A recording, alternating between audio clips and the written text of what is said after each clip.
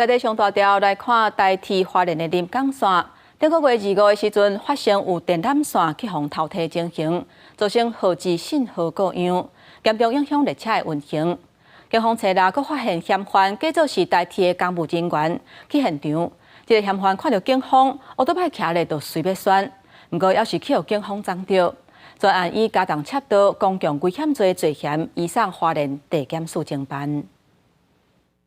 那在6月6号又发现该嫌前往犯案，那本分局人员立即前往围捕，逮获该嫌。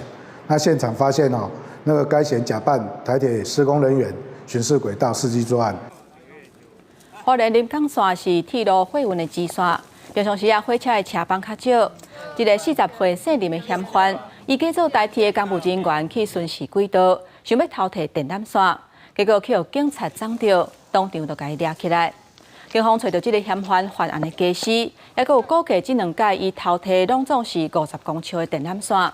警方呼吁，铁路的电缆线是负责传送行车的信号，若是偷剪会影响行车的安全，嘛依法来上班。